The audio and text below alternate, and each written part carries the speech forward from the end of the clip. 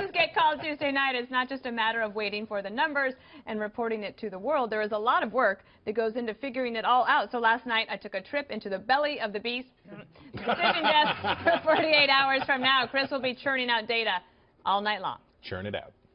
All right, Chris, so this is where the magic happens? We like to think of it. It's like your birthday and Christmas all in one? And like, because Easter, because of Peeps. But this is, we need a name for it. The problem is, so the old one was the Nerd Tank or the Nerd Aquarium because we were behind a wall of glass for the decision desk. But now, I don't know what this is, the Nerd Tunnel. This is the Nerd Mine, something like that. It needs a name. There's Arne in Michigan. Is he a nerd? He's nerd number one. In the 2012 election, when Megyn Kelly came back to ask us why we had called Ohio, why we called it, I forget which publication deemed Arne nerd number one and me nerd number two. And I have never been so proud and honored to be the second nerd to any other nerd. So who else sits here? Who are these people that aren't sitting here yet? So these but on election night, what will happen? So Arne and my boss, Bill Salmon, and me, and analysts from outside the company, inside the company, that come here and crunch these numbers. And the way that an exit poll works, and I'm going to say this right because Dana Blanton, our polling maven, is over here. Yes, she is. And Arne in Michigan is right here. So I've got to be very careful to say these things. You have minders. Correctly. But the way that, exactly, these are like the political agents from the North Korean government. Okay. But the way that exit polling works is, an exit poll is a poll. It just happens to be a particularly good poll because it's about, what, 5,000 human beings get sampled? Even more than that. Even more than that. And it's overlaid with phone call polls that are taken the same day. It's a consortium of media outlets pooled together to produce this awesome sample of voters. And you know what's so good about them? They're all likely voters because they get them at the polling place. But wait, but that tells you what? Because... I'll tell you what it tells me. Okay, what does it tell you? What it tells us is what to expect. And now that sample gets weighted, and then we start to match it up with, or the system starts to match it up with real vote as it comes in. So at about 5 o'clock, they will release Arne from inside the glass tube where the data is kept. He will come in, and we will all sit around like guppies waiting to be fed when he and Dana and company will come in and give us the dope. And that'll be right after 5 o'clock. And then we will say, it's going to look like this or it's going to look like that. And then but you, at that point, you don't tell the public that. It's only right here. We hold that very, very closely. There's a briefing, and we hold it very closely. Because remember, we have a special obligation. We don't want to affect the outcome of the election before the polls close. We want everybody to have a chance to vote. We don't want to be unlike what happened in 04. I have no idea what you're talking about. But so we then are comparing real vote with the expected vote from the poll to see how accurate the poll is. The poll can then be reweighted, and then we can really get cooking with gas. Tell me, what is it like when you're about to make a call? Who does that? Bill Salmon is the man who pulls the trigger. Arne and his team are data ninjas, but Bill is the guy that pushes the button, pushes the plunger that makes giant lights and buzzers and everything. How much pressure is there for you or for Fox News to make a call before somebody else? Or do you not feel that pressure? We want to beat everybody all of the time, but it's never worth being wrong, and it's never worth even risking being wrong because it happens that the Republic is here. That's true. Okay, don't run into that. Don't run into that. We're going to go upstairs.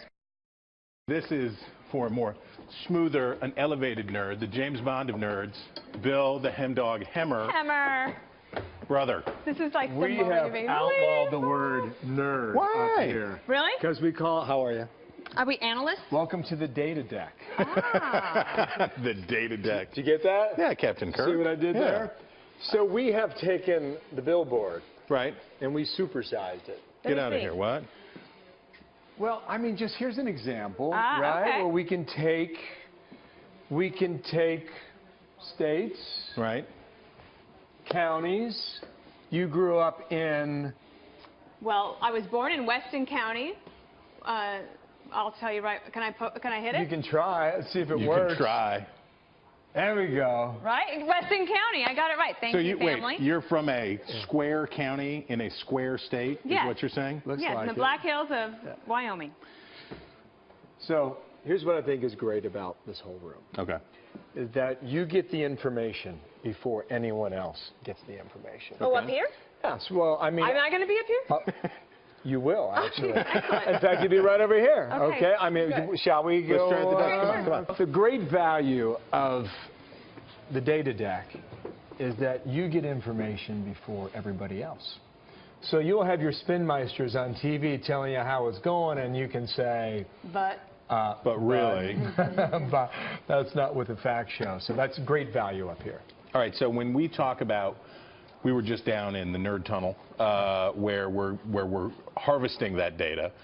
As we're doing that, what are you curating? What are the things, when you look at this map, what's the first thing that you're going to look for on Election Day that's going to tell you the story of the night? Yeah, I think every time Carl Cameron has come on television this past week, he's mentioned 4 states. Okay. And that's Ohio, Pennsylvania, North Carolina, and Florida. And Florida. Right. And we know Donald J. Trump has to win 3 of those 4 states, right? Or or the map gets Well, if he wins 4 of 4, he would be blowing the President lights of the United States. Yeah. Short of that, if he were to lose one of those, if it's in North Carolina, you can still get to 270 for him. But then you need a Michigan. Then you need a Wisconsin. Perhaps. Or that's why Donald Trump's going to Minnesota. Is he going to Minnesota? He is. On Monday. Get out of it. I was asking them, so how much pressure they're under to make a call and to make it before any other network, but to get it right. How does the information from down there get to you so that how much confidence do you need to have before you touch a state? Every number that they're getting downstairs, not everyone, but most of the numbers will be fed through this machine directly. So it's robots. There's no human error. We see at the same time that they see it. Okay. There is other data that they can use, though, historical data. I was talking to Carl about that this past weekend. And remember Ohio 4 years ago when he was challenging the call we made? We were just talking about that. You were? Yeah. It was a big moment. Downstairs in the nerd tunnel? Yeah. I was with him at that time. I knew why. He wasn't saying Romney was going to win Ohio. He just said he wanted us to wait to put him out of his misery. He was making the case that it was too early to make the call and yet, because of exactly what you just described. And that the history for the counties and the vote, be it Republican or Democrat. But we had such a delicious slice of electoral pumpkin pie that we had just served up. The map could look very different. The last few times you've done this, the map has looked pretty much the same with a few. But could this be a historical night where you're going to unveil for America that are watching Fox News Channel a new map? It has the potential. And a northern tier of states with the working class white voters and all that stuff. This could be a realigning election, and this is why it feels like history. And that's why America needs more Bill Hemmer. Right. This is the simplest I thing. can't wait. I love it when I see you on Fox News. Thank you. Welcome to the data deck. This is where we're going to get down. This is going to be good. All right.